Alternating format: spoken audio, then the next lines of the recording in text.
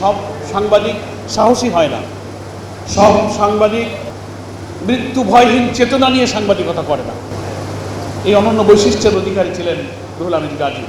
অনেকের মধ্যে আপোষকামিতা দেখা যায়, কাপুরুষতা দেখা যায়, ভীরুতা দেখা যায়, সেটা থেকে রুহুল আমিন গাজীর চরিত্র ছিল অনন্য বৈশিষ্ট্যের অধিকারী।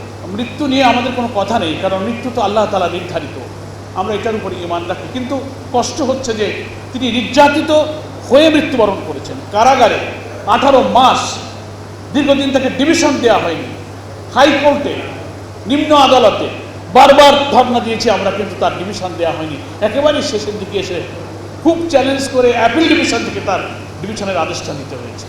সাংবাদিক সমাজের যে জায়গায় রুহুল আমিন গাজী নেতৃত্ব দিয়েছিলেন, আমরা আশা করব জাতীয় প্রেস ক্লাব এবং সাংবাদিক সমাজের মধ্য থেকে সেই শূন্যতা পূরণের জন্য, সাংবাদিকদের ঐক্য, জাতীয় ঐক্য গড়ে তোলার জন্য সেই অনন্য নেতৃত্বের অধিকারী নেতারা সাংবাদিক হিসেবে বেরিয়ে আসবেন। জাতীয় রাজনীতিতে ফ্যাসিবাদ বিরোধী আন্দোলনে, স্বৈরাচার বিরোধী আন্দোলনে এবং বাক স্বাধীনতা, মিডিয়া এবং প্রেসের স্বাধীনতা, ডিজিটাল সিকিউরিটি অ্যাক্ট, নানান কালাকানুনের বিরুদ্ধে গাজী ভাইয়ের যে সংগ্রাম, তা যেন কখনো থেমে না যায়, এটা যেন আমাদের সবার মনে থাকে। এটাই আজকে শোক সভায় তার প্রতি ঋণ শোধ করার জন্য একটা কমিটমেন্ট হতে পারে, প্রতিজ্ঞা হতে পারে, ডিটারমিনেশন হতে পারে। এটাই আমি আপনাদের কাছে, দেশবাসীর কাছে আপিল রাখি। সর্বশেষ তিনি জামাত ইসলামের আমিরের সঙ্গে সকল প্রিন্ট ইলেকট্রনিক মিডিয়ার এডিটর, সম্পাদক, সিনিয়রদের যে সভা ছিল একটা হোটেলে, সর্বশেষ বোধহয় এরকম সমাবেশে তার শেষ যোগদান। খুবই অসুস্থ, একটা লাঠি নিয়ে হাঁটতে পারছিলেন না। এবং জাতীয় প্রেস ক্লাবের সভাপতি যেটা বললেন, মানে তার চেহারা দেখে আমরা সবাই বিস্মিত হয়ে গিয়েছিলাম। বিবর্ণ চেহারা, হাঁটতে পারছে না, ধরতে পারছে না। সেদিনে মনের মধ্যে খুব খারাপ লাগছিল। আমাদের আমির সাহেব বলেছিলেন আপনি চিকিৎসা করেন। আমাকে কানে কানে গাজী ভাই বললেন, পরর ভাই কী করবো?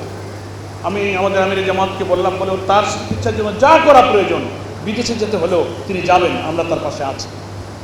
যাওয়ার চেষ্টাও করা হয়েছিল, কিন্তু তার অসুস্থতা এত সিরিয়াস পর্যায়ে তিনি আর ফ্লাই করতে পারলেন না। তো সেই কারা নির্যাতিত সাংবাদিক, তিলে তিলে মানসিক নির্যাতনে তার স্ত্রী, সন্তানরা কষ্ট পেয়েছে, এবং এই নির্যাতনেই তার শারীরিক, মানসিক যে মারাত্মক যে ক্ষতটা হয়েছে, সেটা নিয়েই তিনি দুনিয়া থেকে চিরবিদায় নিয়েছেন।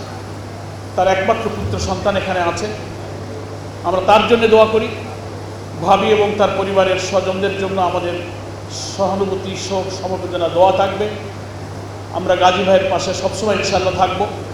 সাংবাদিক সমাজ থাকবে, বাংলাদেশ থাকবে, আধিপত্যবাদ বিরোধী জনতা গাজী ভাইয়ের পাশে ইনশাআল্লাহ সবসময় থাকবে।